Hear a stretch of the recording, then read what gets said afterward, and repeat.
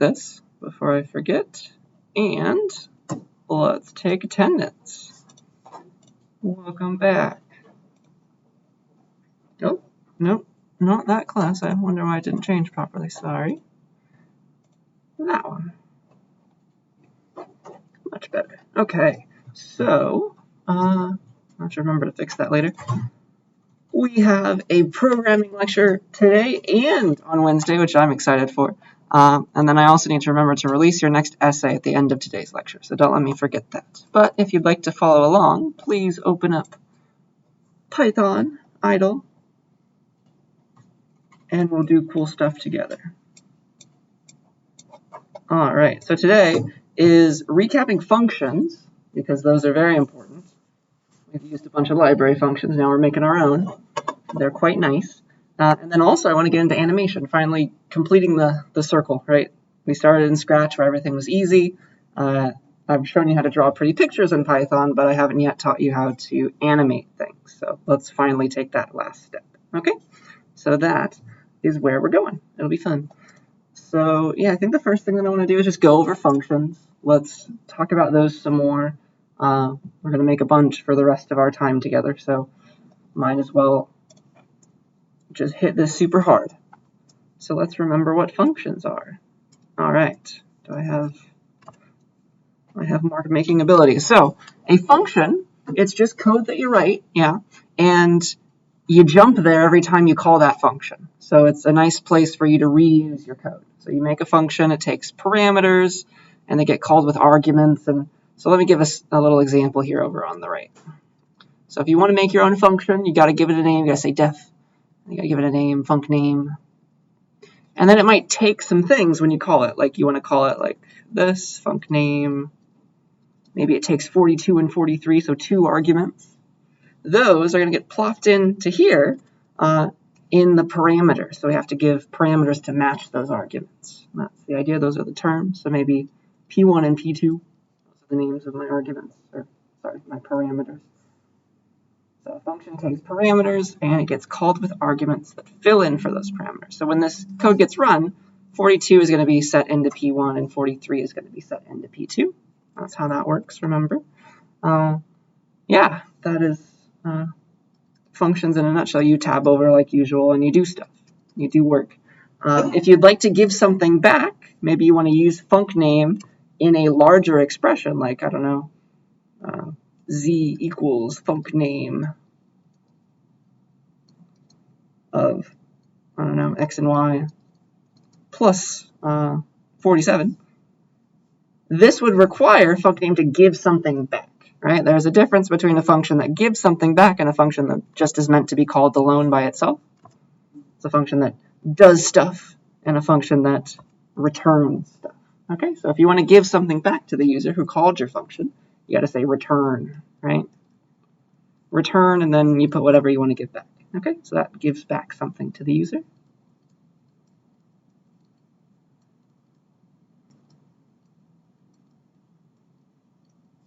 And yeah, I think that's about it. So then you could do something like this. 42, 43 plus 1.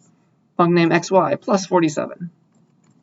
That is when the return value gets replaced with that call. Okay? That's the idea. So maybe if this returns, I don't know, 13, this will get replaced with 13, and then it computes that addition. That's how this function call and returning stuff works. But other functions, right, like print, you're just meant to call those on a line by themselves. Those functions don't return anything. They return a special value called none, right? And so some functions, they don't need to return anything, they just do stuff. So think print. You can't like call print hi plus 1, right? That makes no sense. Print versus something like, I don't know, math.square root. Okay, that's the idea. Because square root is going to give back a value that you can then multiply by a number, add to stuff, use in a larger expression. So that is the main difference. Are there any questions so far? Is this all coming back to us? Any questions about any of this? Let me hydrate.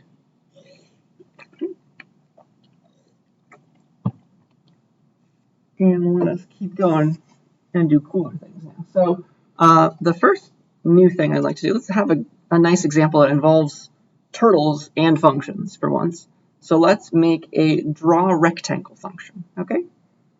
My goal is to eventually be able to write a function that, here is our turtle screen, we give it some parameters somehow, we give it some arguments, and it draws a nice rectangle of a given size and location. So we have to think about how to represent a rectangle, first of all. And I think there are a few ways, right? So one way to represent a rectangle is, inside of a computer, is you give all the points along that rectangle, right? You can pass every one of those. That's a possibility. And so I want to teach you about a new data type. It's very similar to a list, but it looks like coordinates, okay? So like maybe this is the coordinate 1, 5. This syntax actually works in Python, okay? It looks just like this. It is called a tuple. This is how some people pronounce it tuple, other people pronounce it tuples. I pronounce it tuple because that's how I learned it. It's not a big deal though. But this syntax is essentially the exact same as a list. Think of this syntax as a list, just with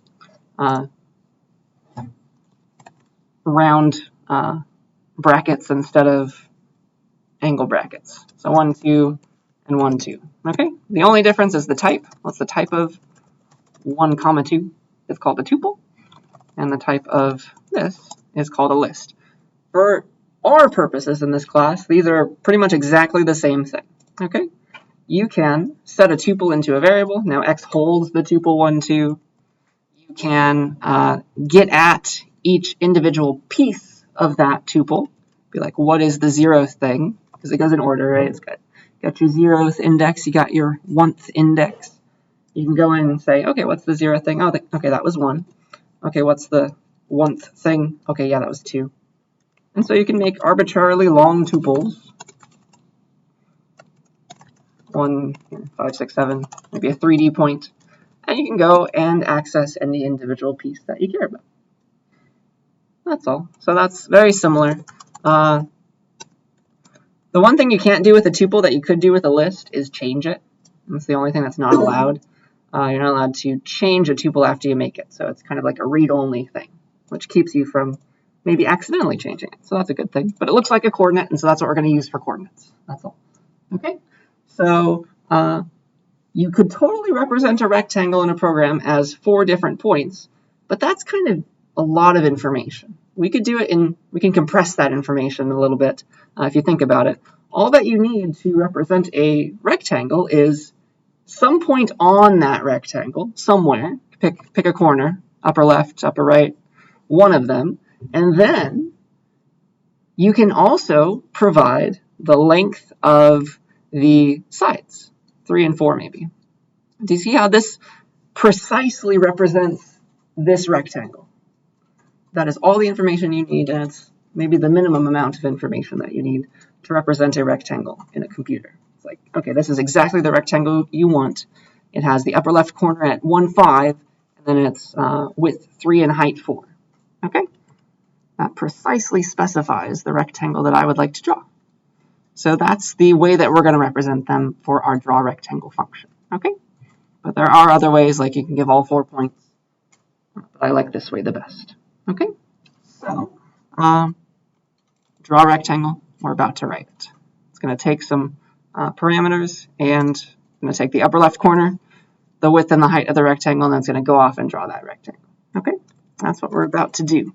So let's make it happen. So if we want to make the function, we have to say def draw rectangle. And then we're going to pass along those 3 things, right? We need the upper left corner, the coordinate of that. We can just say UL for that tuple that the user will pass along.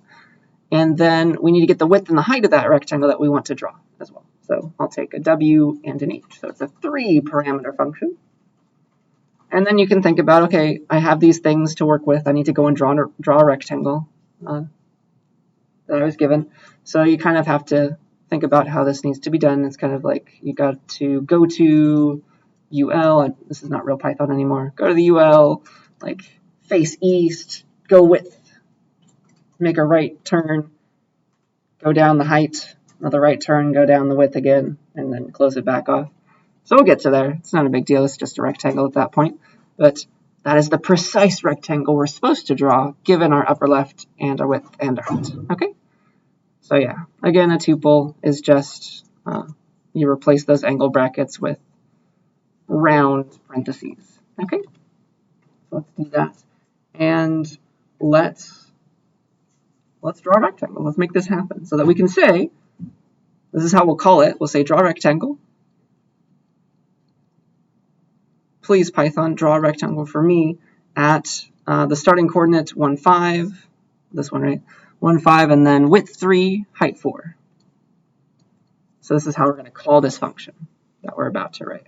That's what it takes, okay? In upper left, there it is, a width and a height. Any questions about anything up until this point? Are we ready to code it up? All right, and notice, this is a function that's meant to be called by itself. It doesn't need to return anything. It just needs to go off and do something for us. That is quite nice and helps us see what needs to be done. So let me make sure I have the right number. So we are lecture 24 right now. So let me make a new file.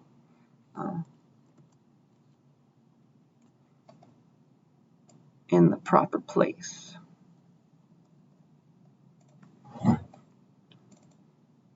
Oop. Did I say 24? I hope so. Lecture 24, and I don't know. What should I call this? We'll just call it draw rectangle. Draw rectangle.py.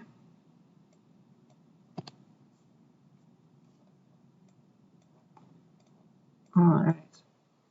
Is my computer going crazy? Let me see what's wrong with it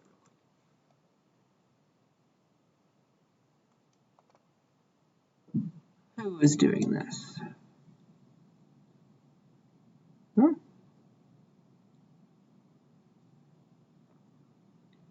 Maybe it's just too hot for it today. Who knows? Seems fine. So draw rectangle.py. Let's go. We need to first, well, we want to call the function, right? Like this. So we can make the call. That's fine. I think we're going to have to make a larger call, though. Draw rectangle.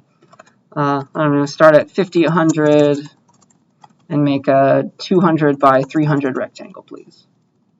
And so let's go off and make the function now so that we can call it properly. So def draw rectangle. It takes an upper left coordinate, a width and a height, and then it goes off and draws that precise rectangle. So we first need to move to UL, those coordinates, and then we need to draw a rectangle of, draw a W times H, W by H rectangle. Something like that. Okay? So yeah, let's go off and do that. So we need to import turtle, of course.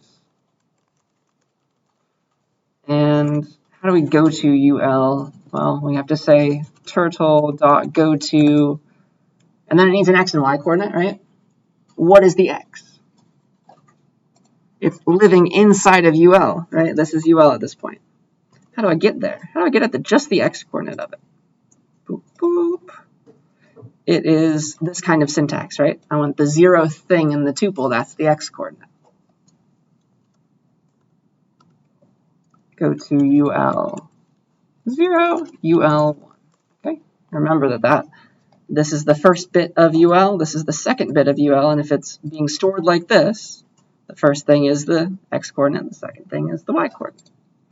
So that's how you go to the proper place. And then I should also pick the turtle up before I do that, right? Turtle.up or pen up, because I don't want to have him draw as he's teleporting.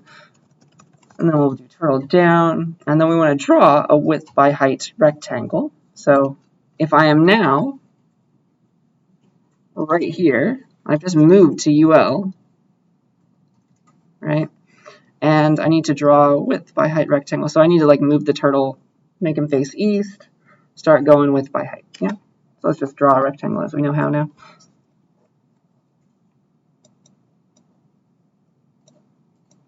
I'm in the right place at least. So turtle dot, let's go to our documentation page. Python turtle. It was like set set H, right? Or set heading. Which one do we want to use?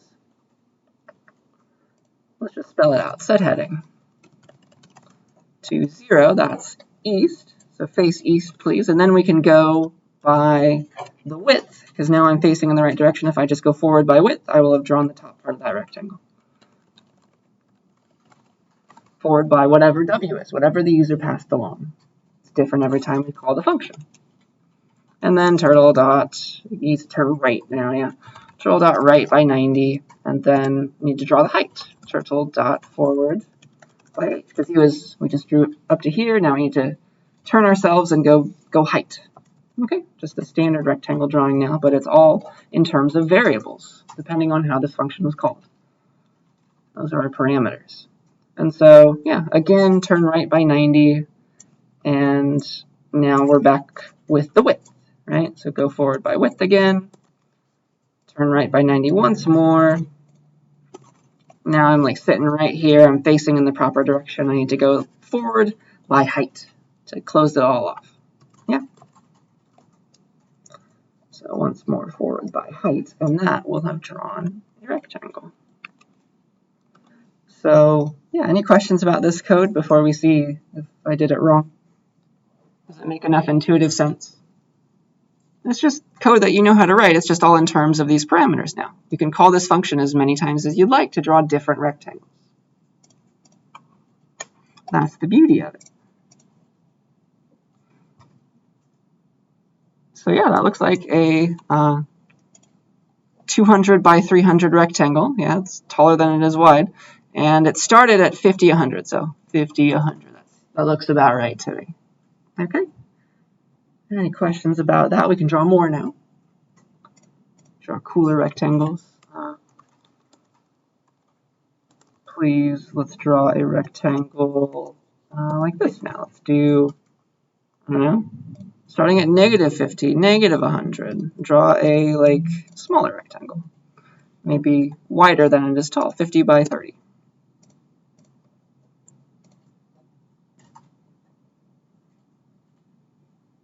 There's another rectangle. And you could also use this function to draw a square, can't you? You just give the same width and height. So, I don't know, go to 0, 0. Right in the middle. That's the upper left now. Draw a 75 by 75 rectangle.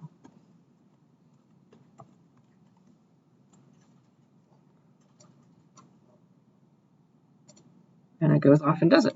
So do we see the power of functions, right? You write this code once and for all, and then you can call it as many times as you want with different arguments, and that lets it do different things. Any questions about this before I move on?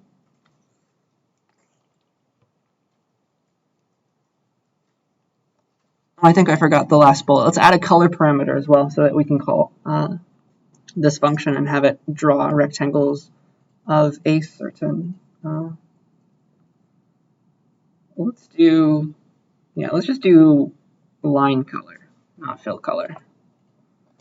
No filled in rectangles yet. So we'll add a fourth parameter. We'll say color. What color do you want this to be? This one can be normal and black. This one can be, I don't know, red. This one can be blue.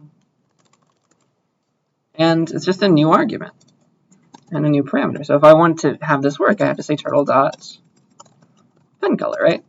Pen color, whatever the color that was passed along. Just change it to that right before I draw anything at the very top. And then suddenly I have a nice function that draws these rectangles with a different color. Very quick and easy thing to do. So I got your black one, you got your red one, you got your blue one. That was an easy extension, wasn't it? Isn't that nice? All right, so if we're all right, let's keep on trucking and move to a different problem. So this one will be fun. Remember the letters that you drew for your initials or even the numbers? Like if I were to do your assignment, it would have been LN and then 20, something like that, 20. Let's make a function that draws a letter of a given width and height. Because, think of it this way, like I could draw an L that looks like this. Like here's my width and height. I can always draw a rectangle, right? Or imagine a rectangle of a certain width and height, and then draw a letter inside of that, right? That could be like my bounding box, we say, of the character. So there's my L. I can just as easily, though, make an imaginary rectangle of this width and height. And I can also draw an L. Does that make sense?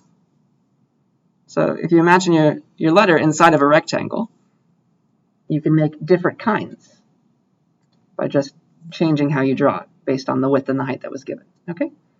And this is very similar to the draw rectangle assignment or idea. You can make a draw L function that just goes to the upper left and takes the width and the height and draws the L of whatever way that you want to draw it. Okay? So with that in mind, let's make a resizable N character. Let's do my other initial. And the key idea is that we can bound every letter inside of a rectangle, which is beautiful. So this is kind of how we'll do it. We'll make a draw N function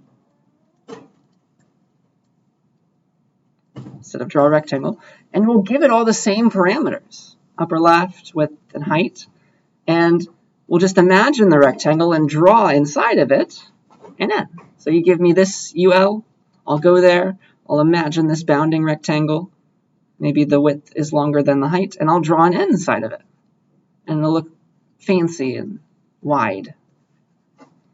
Or you give me this upper left, and this width, and this height, and I'll go and I'll draw an N that looks a little skinnier, like this.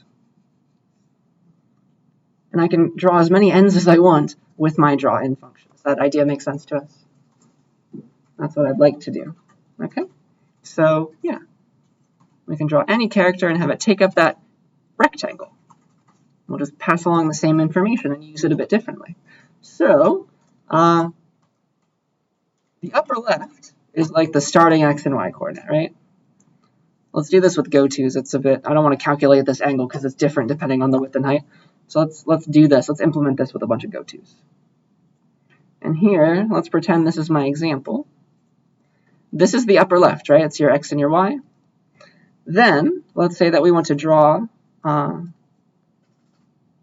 N, just like this. And I don't want to deal with angles, so we have to use go-to. So how do we calculate what these other coordinates of the N should be? Because we can just start here, right? Start at the bottom right, move up, go to, if I had the coordinates. So let's come up with the coordinates. No matter what X, Y, W, and H are, we can always come up with the proper coordinates. So if this is X, Y, this is the same X, and it's Y minus the height, right? You go down in the Y direction by height. So that means this coordinate is original Y minus H. Yeah. So we can start there and maybe go to here, then go to here. Draw that N properly. And then we want to go to this corner, which is, oh man, it's not the same X. We have to shift, right? Go right by width. Starting at our original X, go right by width. That's the proper X coordinate now. X plus W. And then again, it's the same Y coordinate that's shifted downwards. So Y minus H. Okay? And then with the same logic, you can come up with the fact that this one is X plus W, and then the original Y. Okay? Any questions about how I came up with those coordinates or anything? Because that is the way you can do it. And then you don't have to like fuss with what in the world is this angle because it changes based on width and height. So that's much easier. So let's have that one. Let me copy and paste this into a new file called draw N this time.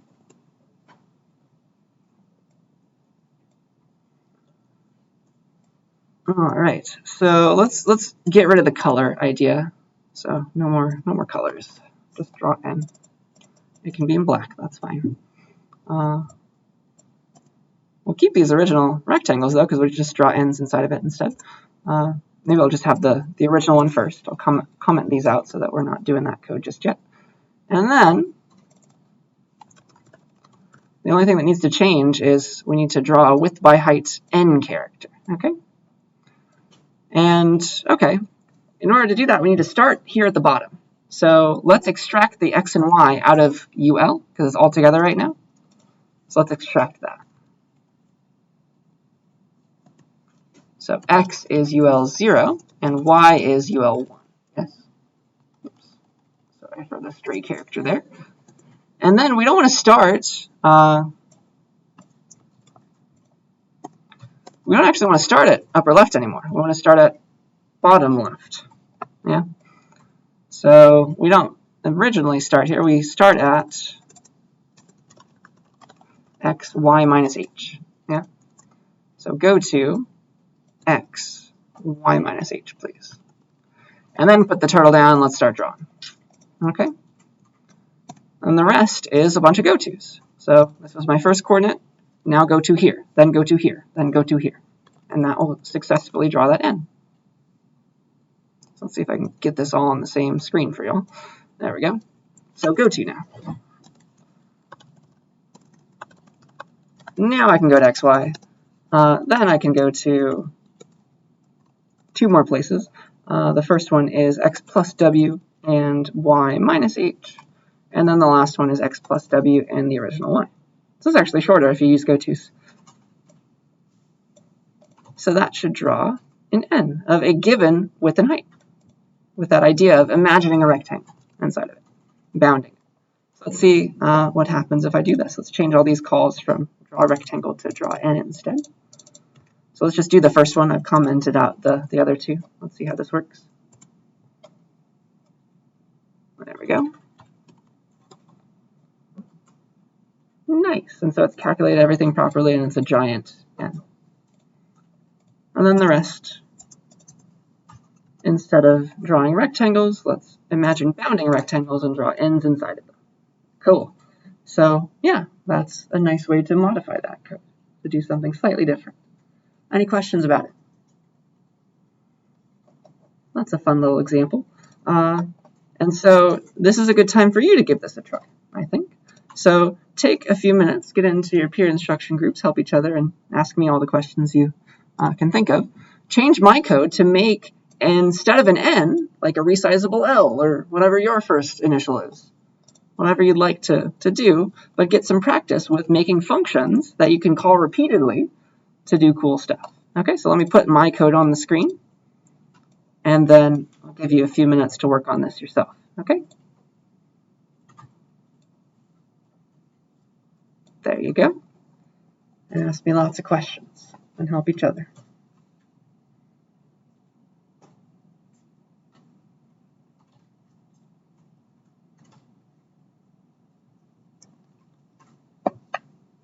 Say like 5 minutes. Or a number. Numbers are cool too.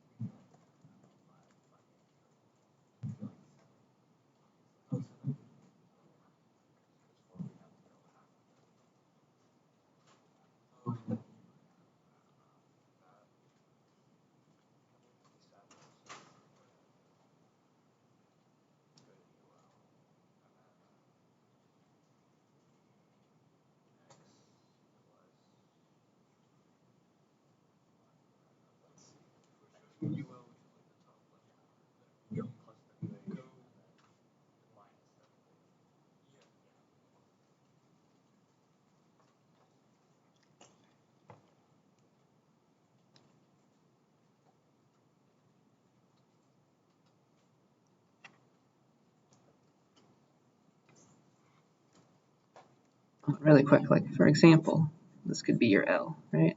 Here's your UL, here's your width, here's your height. You do something like that.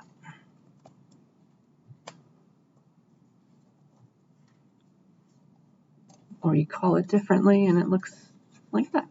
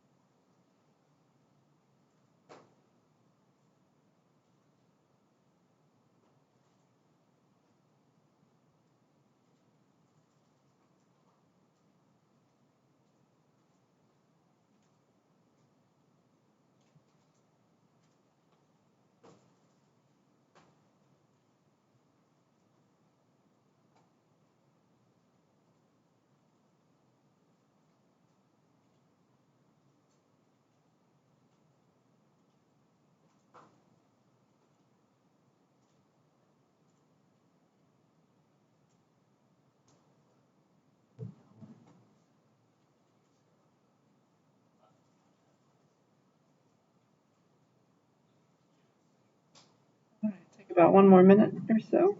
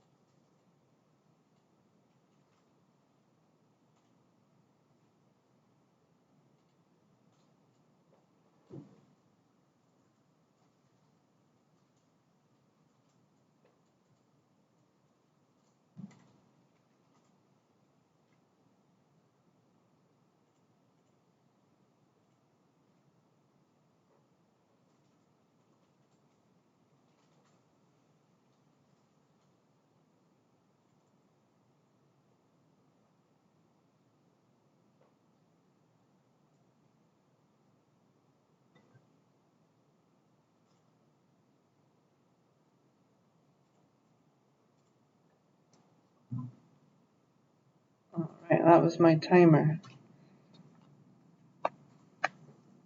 Are there any questions about that as we did it? Did we all get it working? Mostly. That is exciting.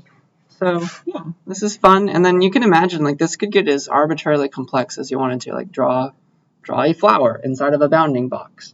And then you can draw multiple of them with different dimensions. It gets really cool, but all you need is this idea of what do I want to draw this pretty picture inside of, right? That is it. And then it can be stretched accordingly based on the arguments that you provide.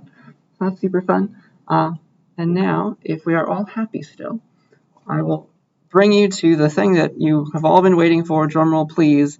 Let me show you how to animate things in Python. All right.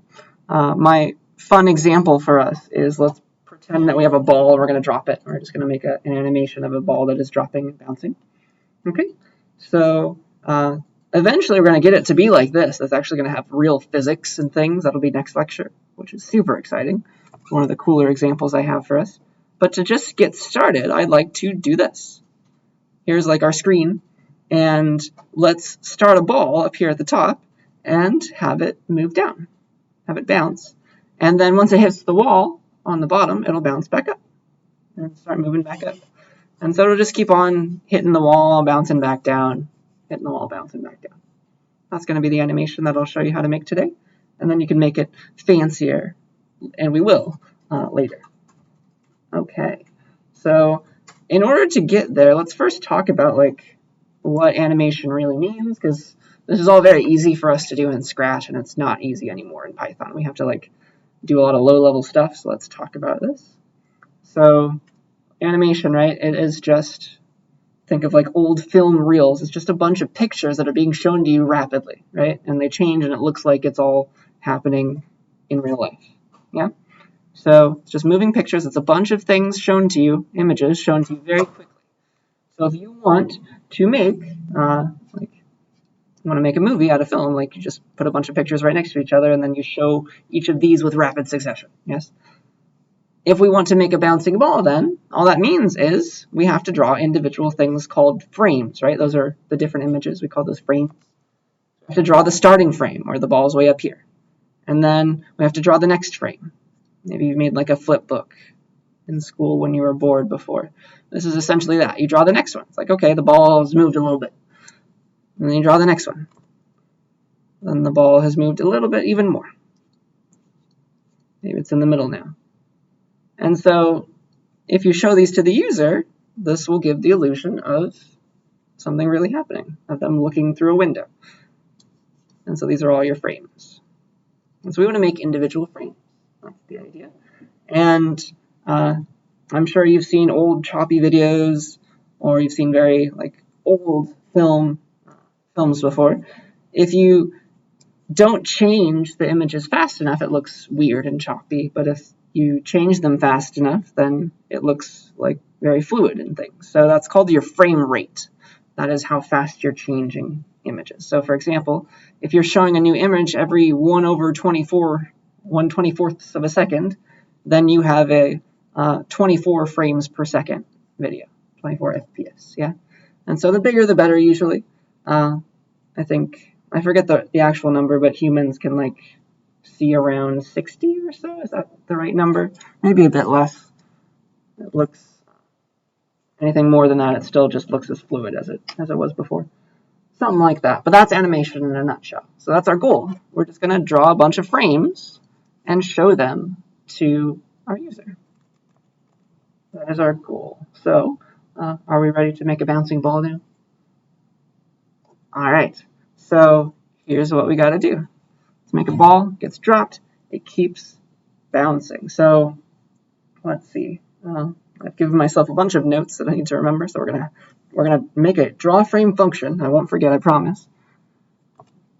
And here is the idea. I think at the very start, we should make a little bounding square. We should make a square. Excuse me. We should make a square for like our little video image, like when our bouncing ball pops up. It needs like an edge to bounce off of. So let's draw the walls at the very start. Okay, so let's do that. And let's say that this is a 400 by 400 window. Okay, and maybe it starts at right in the middle of the screen. So that would make this, in that case, half the width over, right? So negative 200 and then positive 200. If I wanted this smack in the middle of the screen. So first we got to draw our walls. That's what I want to do first. And we can just use draw rectangle for that, actually. So that'll be our bounding square. And then we're going to have the ball bounce off of the walls of that bounding square. Okay, so let's set that up at least. I want my draw rectangle again now, don't I? So, new file. And we don't need colors for that. I'll just have the default of black. And so I want to call this, I don't know, bounce.py, for lack of a better word. So I want to make this bounding, like this window that we're going to look at with the walls that the ball will bounce off of. So I want to make this rectangle, really a square. So start at negative 200, 200, so this is centered.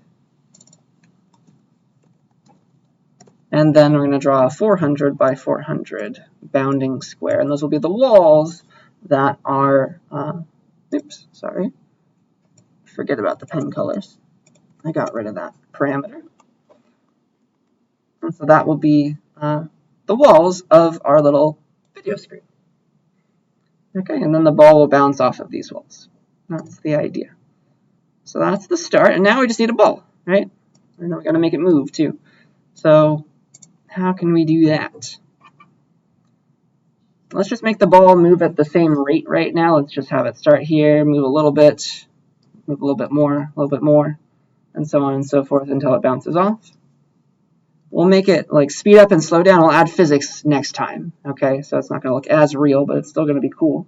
So the idea is, what we'd like to do is we want to move that ball just a little bit at a time, each frame, yeah? Just a little bit at a time, and then redraw yourself, okay? So the first interesting fact is, how do we make a ball in Turtleland? There is a circle function, turtle.circle or something, but the easier way actually is to use the turtle itself as the ball, which is kind of cute. So let me show you that. That's going to be the first bit.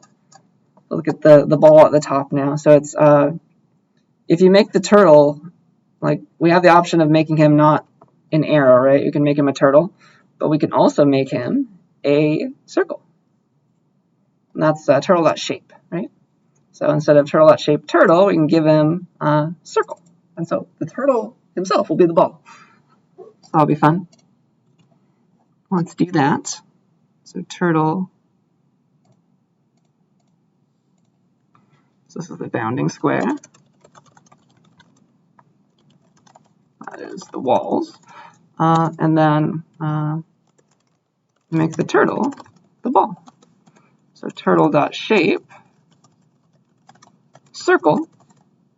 And you know that the fill color affects your own color, right? The turtle's color changes depending on the fill color. So we can change the color of the ball by saying turtle dot fill color and giving it some fancy color like pink.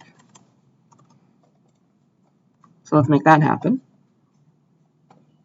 Bounding rectangle, and then we have a ball. It's very small right now, so we can stretch out the turtle. And gosh, what was that? Let's go back up here. That's one of these. Was it resize? Transform.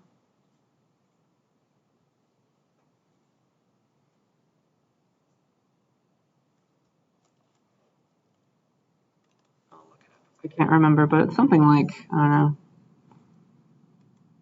resize.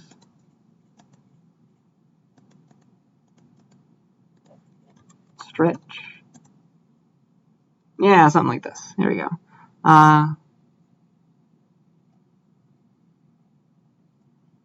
Is that the proper one? I guess so. Turtle.shape size or turtle.turtle size. That should do it. And then we want to stretch the turtle by some factors. So like if you want him to be double the size, it's going to be 2, 2, stretch him in the width by 2 and stretch him in the length by 2. Something like that. So let's make that happen. Turtle.turtle size.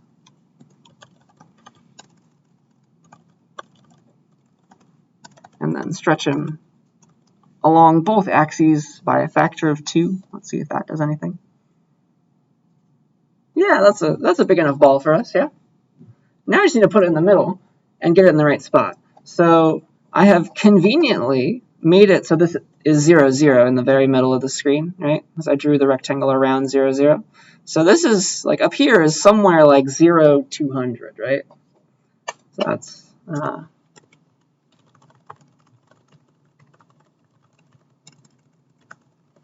So by putting the ball in the correct starting location, I mean move the turtle now, because the turtle is the ball. The turtle dot up, turtle dot. We don't want to make any marks anymore.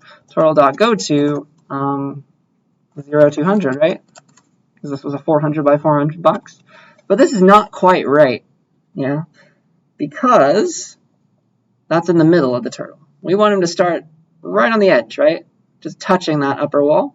So we need to move him down a little bit more. And if I remember correctly, I think he's 20, like his diameter is 20 now, width and height is 20, if I remember correctly. So let's try this. 200 minus 20. Is that correct? That's half his height. Oh, sorry, that means he's 40 by 40 right now. So let's put all these things in motion. So let's use variables for this. This makes the turtle 40 by 40. So turtle width is right now 40. The turtle starting location, right? The place that he is right now, turtle X. We want him to start at X being 0, right? And turtle Y, we want him to start at 200 minus 20, which is 200 minus turtle width over 2. I'm just using variables for this now, so I can say go to turtle X, turtle Y. Okay, nothing changed, but I want to use these variables for a while now. That's why I'm doing that. So now I have the turtle in the right spot to start moving downwards. Okay, are there any questions about anything I've done so far before we get into the actual animation? Because this was all the setup. Now we have the first frame. We need to have more of those, though.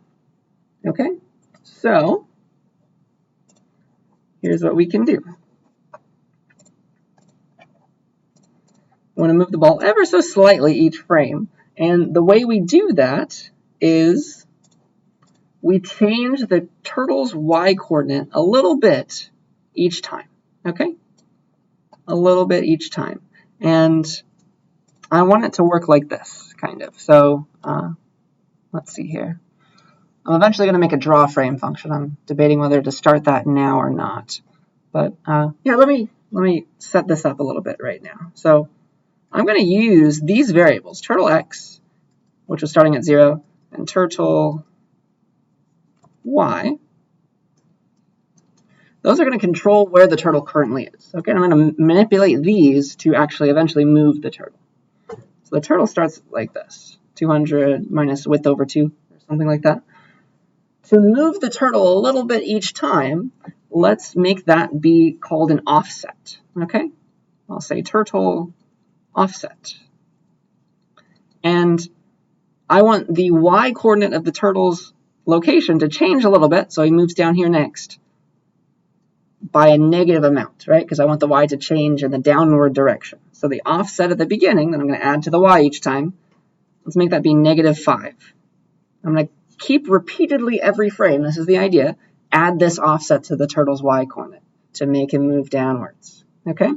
That's the goal, and I'll show you this working. But once we have this set, this is what needs to happen. So repeatedly, this is how we make animation work. So repeatedly, change the y, turtle's y, if only I can draw a turtle. Turtle y equals what it used to be, plus the offset. And this will change the y location of the turtle. We actually have to redraw the turtle, though. This is just a variable. Redraw turtle. But do you see if I repeatedly do this, change by the offset, redraw the turtle, change by the offset, redraw the turtle, those are my frames. I'm making new things happen. The turtle's in a different spot each time. And it's in a spot I'm controlling. Yeah? That's the goal. So with that in mind, we can finish this off. So the starting location needs to be outside of here. But then, repeatedly, like while true, forever loop, repeatedly do this. We want to change the turtle's y coordinate by the offset, and we also want to redraw the turtle. And this, we're going to put into a function. Okay? So this is going to be, repeatedly, draw a new frame. Not frame. Draw a new frame, please. So that is a very simple loop. All the logic is going to be encapsulated inside of this function. Okay? So draw frame function. And that is where I would like to go. All right? So def draw frame. Every new frame, we need to do the following, right? This is just one new frame at a time. We need to change the turtle's y coordinate by the offset. And then redraw the turtle. So, in order to change variables inside of functions, I told you about this last time. It's a weird little quirk of Python. I have to say global. I have to say global, and then the name of the variable that I would like to change. Okay, so let me just, I'm eventually going to change turtle y. I have to say global turtle y. I'm also going to eventually change turtle offset for a reason. I need that now too.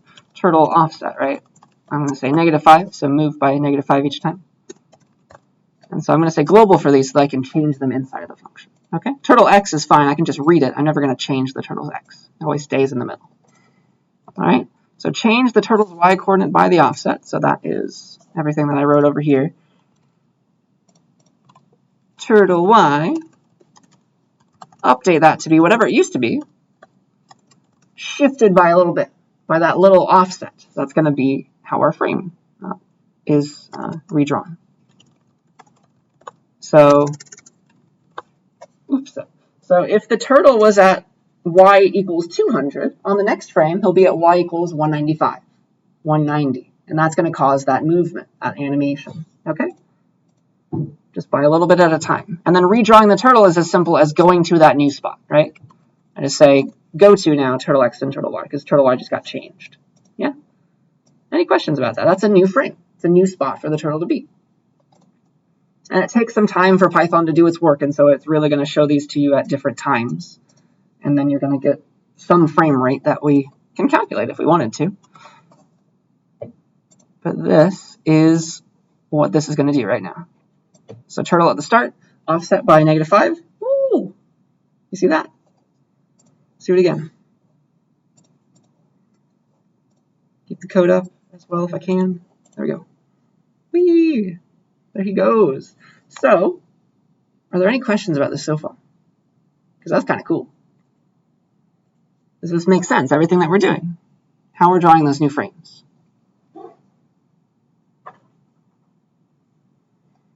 So, we have some issues, of course. We need to fix some things. But here's what we did. We changed the turtle's current y coordinate to be a tiny bit less each frame. That's in draw frame. And we also need to bounce now. We need to make the turtle come down or bounce when he hits a wall or he hits the ceiling. Yeah? Maybe I should change this. Bounce when he hits the floor/ceiling. And so what needs to happen here is we need to notice when we're at the bottom now. We need to notice that so that we can make him bounce upwards now, which all that means is change the offset, doesn't it? Instead of -5, now the offset for the next frame should be +5 so that the ball moves upwards. Does that make sense to us? That's pretty nice. That's what needs to happen now. So if we hit the bottom, we need to bounce off. So here's a good place to do it. So if we hit a wall, bounce off. Okay? And here is the logic for that. So if turtle y is less than, let's see, it's, what's the bottom part? It's something like this. It's not 200 minus turtle width over 2. I think it's -200 plus turtle width over 2. That's like the bottommost part. We do the math in our heads, it should make sense. If the turtle ever gets below that bottom wall, being on the edge of that bottom wall, which is y ever does, that means we hit it, okay? We either hit, I guess less than or equal to would work. We either hit exactly equal to, or we're trying to go below, right, with our offset. We're trying to go below that bottom wall.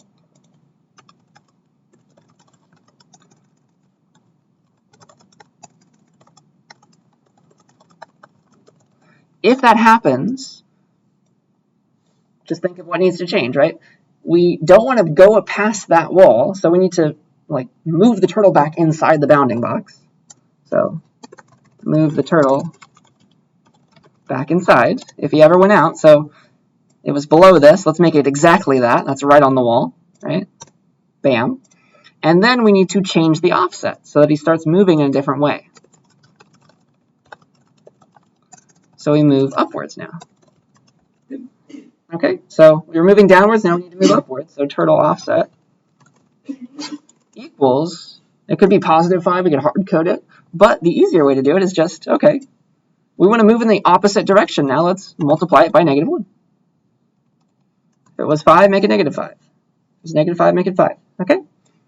So that is what needs to happen here. If we ever went below that wall, that's like us going down here, the first thing I do is move the turtle right back inside to be touching that wall, and then we'll change the direction so that we move properly on the next frame. Okay? That's a bit of a lot of work, right? Does that all make sense to us? Why I need to do each of those individual things? That's something that you notice when you program it. I just wanted to give that answer to you now, though. So if we hit, this is the bottom wall. We also need an if statement for the top wall. I can make it elif, it doesn't really matter. But if the turtle ever tries to go beyond that top wall, we also need to change things. So if the turtle ever is hitting the top wall, here's the coordinate of him hitting the top wall. It was 200 minus turtle width over 2, right? That was where we started him. So it was right on the top wall. If he ever tries to go greater than that, past it, then we need to like bring him back in, rein him back into exactly at the top, right? This is above the top wall. We need to rein him back in. So put him right on the edge. So it's like he was trying to go out here on the next frame. No, bring him back in. And then make sure his offset is the opposite direction now so he doesn't try to go up anymore.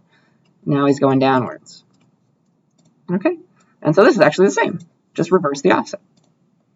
If it was, well, it's going to be +5. Now make it -5 again. Okay? And that should mostly do it. Any questions about how this is bouncing off walls? In action, it should make a bit more sense. So here it is. Whee, there he goes. And so if he ever gets to here, like we're calculating the place that the turtle should be next on the next frame. And so if he ever tries to go below, we move him back in to the inside of that bounding rectangle and make sure that his direction has changed. His offset is now positive. It's now negative to make him start moving in the opposite direction and not trying to go back and hit that wall again until he bounces off the other direction. Okay?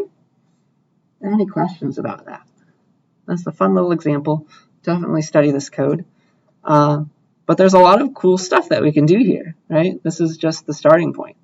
And we'll do more next time, but one easy thing to do would be the speed, right? How do you think I'd change the speed of this ball? If I wanted it to bounce slower or faster, what should I change in this program? That's right, the offset. That will make the ball move slower or faster each time. So if the offset was -10, that's each frame move 10 instead of 5. That's more, so that's going to be a faster ball.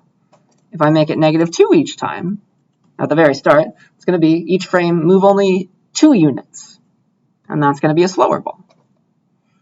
And you can play around with that. Maybe that's better for you, whatever you like. You can make a super fast ball. Start at -10. Whee! So that is faster than the turtle wants to draw, I guess. But yeah, I like to. So one more time. We start. Let me try and walk you through this code some more. What did we do? We had our draw rectangle. That's nice. The first thing we did is draw that bounding rectangle so that we had walls to bounce off of. We made the turtle the ball in a certain way. And then we set up these variables that we are going to change throughout the entire program. Turtle X and Turtle Y keep track of the current location of the ball, because the ball is the turtle. And then Turtle Offset was how much each frame we're changing the turtle's position. In particular, the Y position. The X is never changing. It's always in the middle. Okay? Then we go there. We go to that starting location. We drop the ball. Dropping means the offset is in the negative Y direction. Move by -2 each frame. And then repeatedly, we just draw a new frame. It's very nice to put this all into a function, I think. So the process of drawing a single frame is this, right? The next place we need to be, the next place the ball needs to be, is move the Y of the ball by a little offset, by a little chunk. That's the next new place that the ball should be in. If we ever move too much, like we move past the end, that would be something like this. That means the ball went below that bound at the bottom, below that bottom wall. Then we need to rein the ball back in, so move it right to touching right there. And then also, the direction was downwards. We need to make the direction upwards, which means change the offset to be in the opposite direction. So multiply it by a -1. Okay? And that's the same for the top ball. If you ever tried to go too far above the top ball, that's greater than or equal to. Rein the turtle back inside the box, and then make sure he moves in the opposite direction the next frame. Okay? And then actually moving the turtle involves drawing him with go to, right? That's where he needs to be on the next frame. Actually go there now, using the variables that we're keeping to keep track of where he should be. Okay? So hopefully that made it make a little bit more sense. But that is the code. Any questions about it before I do one last thing? All right, another way we could play with it is notice that the x coordinate's never changing. It's always right in the middle. Maybe that's not cool enough for us. One easy thing to do is make the starting x coordinate of the ball random. Just somewhere between, I don't know, -100 and +300. So somewhere in the middle-ish. And each time the ball starts dropping from up here, but at a weird x coordinate. Some random x coordinate. That's easy to do. Okay, so that's just changing this turtle x from 0 to something else. Random.rand int, I don't know. Oh gosh, it should be like -100. rand int, negative 100, 100. And then notice I never change x again. Like it was always 0 or it's always this random thing now. And if I want this, I need to import random. Okay, so this is one last thing to do. A random starting x coordinate, because that never changes. We can just make it slightly more interesting this way, though.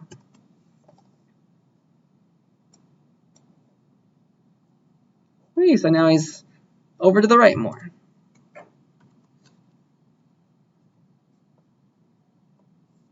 Now he's again over to the right more. That's randomness for you. One last time. He likes to be over there. That's where randomness is giving us today. But that's all right. So that is my random starting x coordinate. All right, and so yeah, it was all about these variables. In particular, these three.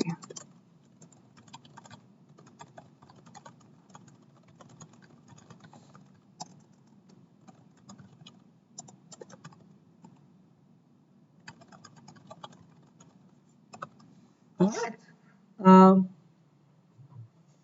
And so I guess the last thing that I want to say, checking my notes, is this offset was telling the turtle which direction to move into. Like the direction that it needs to move in. So negative for down, positive for up. And this is going to become more important when I start bouncing off multiple walls. Okay, but this offset has some sense of direction, is what I want to say. Okay. Yeah, so any last questions about this before I talk about your next essay? Your last essay, in fact. All right, so that was a fun example. Please study that code when I post it. Here is your last essay, due week 17, the last week of class. Maybe there is something that you have not yet written about that you would like to write about. Now's the time. So one last essay to finish strong with, 1,000 words, and you can make it yourself. So here's your prompt. There is no real prompt. So build your own essay. Please write an essay about some topic related to this class. So computing technology, the internet. Hopefully it interests you, this topic. Otherwise, why write 1,000 words? And it should have social or ethical implications. Okay? So it's important to talk about. Some nice topic. The one thing that you can't write about is anything that is at all similar to the previous essays that I've given you. That would not be fair, of course. So yeah, that's essentially your prompt. So take that issue, whatever it is, pick it apart, talk about it, assumptions that you see, any fallacies that you see. This is not all required, but maybe it's helpful. Tell me what Kant might think, what Mill might think. Use all the things that you've learned in this class. Make me proud. So yeah, just write an essay of at least 1,000 words. It's your last essay. That gets us to our word limit in this class. And that should do it. So the only thing that I require is let's go crazy on the citations. Let's have you do some real research. So please cite 4 separate works for this last essay. Okay? 1,000 words, whatever you want, as long as it fits this, this recipe. Okay? I think that is all that I want to say. And this will be due week 17, so the last week of classes. Any questions about it? All right. That is officially all that I have for us today.